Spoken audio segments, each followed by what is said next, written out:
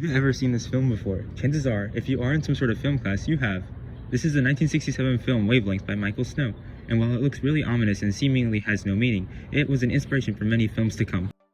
Wavelength was truly one of the most influential films in the avant-garde film style. Thanks to the creative use of features like color and non-linear narrative, Wavelength set the stage for many films in the future. Proof for this is present in the film Cityscape, a film by Michael Snow, Wavelength's director, released in 2019. The existence of this film and its popularity shows how the avant-garde film style has been consistently popular. But just how did Wavelength's influence inspire future films? Before taking too deep of a look into that, we need to ask, what about Wavelength is so influential? For me, I thought that a film concept as simple as Wavelength has very intricate concepts that are applied in simplistic, maybe even individual ways. And some examples are the unique use of a single camera. They also played with color grading quite often and sound use. And then a film that used these techniques actually quite often was Grand Budapest Hotel by Wes Anderson, and it serves as a great example of those different techniques being utilized under different contexts and being united all together. Wavelength is full of random effects that you can see on screen that seem to have no meaning. This really plays into the abstract aspect of these types of avant-garde films. The meaning of the film is up to the viewer to figure out.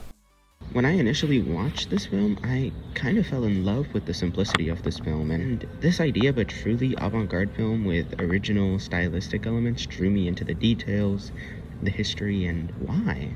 Why was this film created? And why does the simplicity of it draw me even closer? What could the different colors and sounds even mean? And are they meant to even have a meaning? And that's the beauty of avant-garde films. They are up for everyone's individual interpretations. Some people thought it was interesting, and others didn't. At a packed screening in Amsterdam in 1967, once the audience realized that the film was just a zooming in camera with different colors every here and there, they became outraged and tried to tear the screen down. And it became pretty clear that this style of avant-gardism was controversial, especially at this time when it was still being introduced to people. How does it fare today, though? We can look to the Grand Budapest Hotel, a film from 2014, to see modern avant-garde techniques. This film uses excess saturation to make the viewer feel as if they are in a 1960s or 1980s film. So rather than just modifying the color frame color for fun, this manipulates it as a part of the setting. There's even a scene that is particularly like one of Wavelength's shots, which show windows. We can also see the development of people's thoughts towards this type of film through Snow's film Cityscape, which depicted a scene of a city with a similar style of filming as Wavelength. This film is not nearly as hated, which shows that this style of filming is becoming more respected over time. Line Describing a Cone is a 1973 film that is also related because just like Wavelength, it was used as a piece of art. It was released around the same time period as Wavelength, so this type of film was still pretty new and more of a sort of experiment to see if this style of film would be popular. While Wavelength was certainly one of the pioneering films for avant-gardism, it certainly wasn't the first film that used avant-garde style. In fact, the year before Wavelength was released, Peter Kulvelka, another experimental film director, released a film called Our Trip to Africa. This film has many aspects that resemble Wavelength. For example, a non-linear narrative.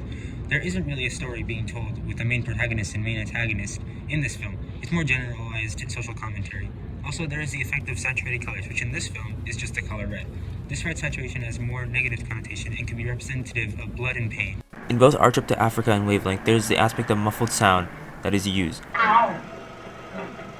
In Wavelength, it doesn't really have a defined purpose, but in Our Trip to Africa, it's more to show the chaos and randomness of the film. Saturation in this film, similarly to the saturation used in the Grand Budapest Hotel, was also used to set the scene. These types of films were two of many that helped establish the avant-garde film style. They introduced features that would later be used for more implied meaning in later films like the Grand Budapest Hotel. Avant-garde films are known for their non-linear narrative and purposeful manipulation of effects like color or sound. Many of them, however, were influenced by the film Wavelength, which was one of the establishing pillars of avant-garde films that introduced a ton of different editing techniques that future filmmakers could use.